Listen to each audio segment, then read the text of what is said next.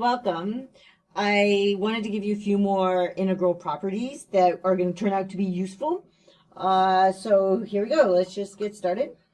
So here's the first one. So the first one is just if I want to take the integral from a to b of f of x dx, and I wanted to swap my bounds, then I need to put a minus sign in front. And this can be useful, so this also kind of emphasizes those don't necessarily have to be in the correct order. In order for all these rules that we've been applying to work, we always put them in the correct order when we do our Riemann sums in area under the curve, because that's what makes sense in that circumstance. But they can be in the wrong order, and then when you put them in the right order, you're going to swap the sign in front. You're going to put a minus sign in front. Okay, so just like it's good to have an example for each one of these. So here's our example. So I have the integral from 1 to 2 of x squared dx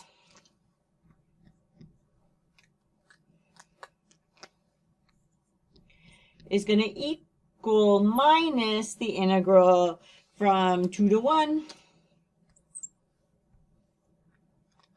of x squared dx.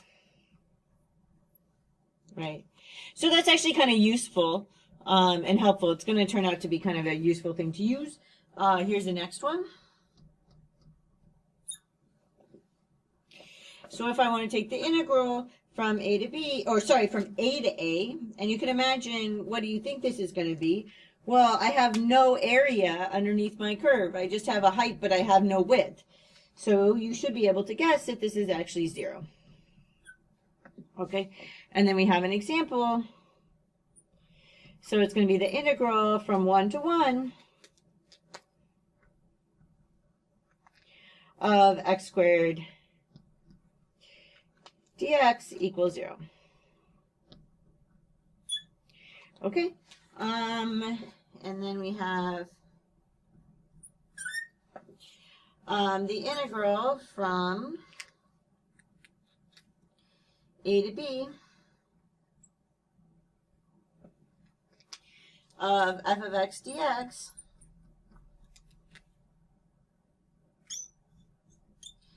plus the integral, and now we're keeping, this is the same function. I'm going to emphasize that because before we showed kind of linearity. So this is different from linearity because I'm changing the bounds but not the function.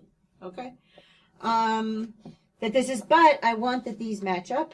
So notice that these had to match up. In fact, I'm going to match them up color-wise also. This is now become a red B.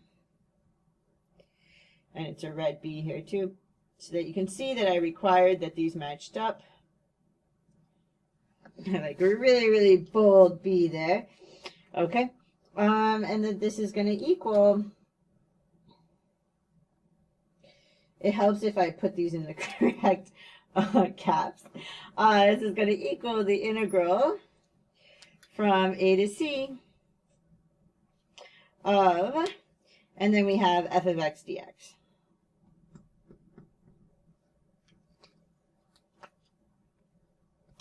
I've been putting all my examples over here, but I want to draw the picture maybe over here and do an example. So if I want to take, no, I'll do the example and then I'll do the picture. Okay, I can do that. Actually, let's put the example here. So my example is going to be, if I was to take the integral, I know I'm getting lazy about opening and shutting markers, so I would love to, so my brother was asking me, he's like, why don't you just keep the markers open? And I've learned, so I like chalkboard lectures a lot. So the first time I tried to do one of these, I kept on leaving the markers open and they kept on drying out. And somebody pointed out to me that you can't do that with these markers. So I know it'd be so nice if I could just leave them open and not keep on opening and shutting them. Okay, but here's the point. So it kind of looks like this. But here's the picture over here in general. I'm going to draw a general picture for you. Boom, boom. Yeah, I'll put an axis in here or not. Okay, so here's x and here's y. And I have this y equals f of x, and it goes up and down and up and down and up and down. Who cares? Okay. And these ones, and my area is going to look like, so from the first one, from A, so I'm going to put here, this is like my A, my B is somewhere, and it can be in the middle of one of the areas. In fact, let's just put it here, B, and then C. Okay. Then I really do, if I wanted to go through this and put in my areas, and I'm going to pretend again that it's going to, you're going to picture something. Oh, this is y equals f of x. Good to always label things so that you can start to imprint them in your mind. Okay. So what am I doing? It's like I'm taking, for the first integral, I'm taking this area. Right, this one has minus. This is a minus area. This is a plus area. This is all a minus area. That's fine. This is a plus area.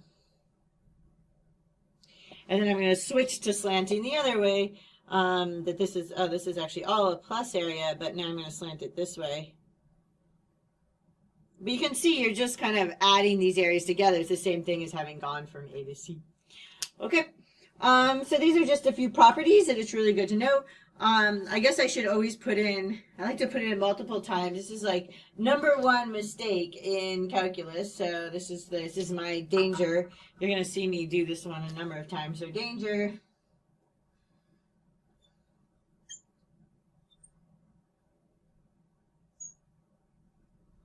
Okay, caution, danger, whatever.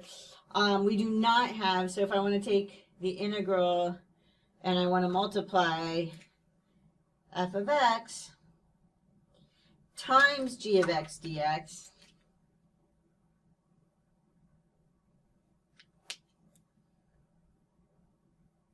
this does not equal, so no. Okay, so this does not equal, I'll put my bounds in here just for consistency.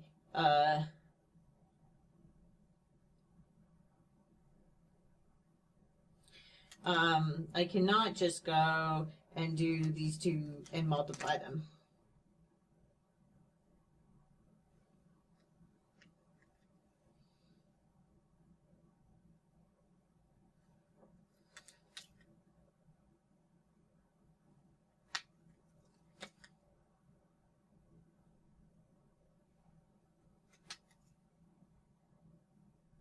Okay, so this is the big danger. I know it gets really, really, really, really tempting, particularly if you can't figure out how to integrate it. Like, oh, maybe in this circumstance it's going to be okay. Don't get in the habit of that. Don't get in the habit of that. We're going to teach substitution and integration by parts, which are going to give some methods for that. But I mean, I understand why it may want to believe it's true because it works for addition. So why wouldn't it work for multiplication? And it just doesn't. Okay. Great. So I hope that this all kind of made sense, and I'll see you in the next lecture.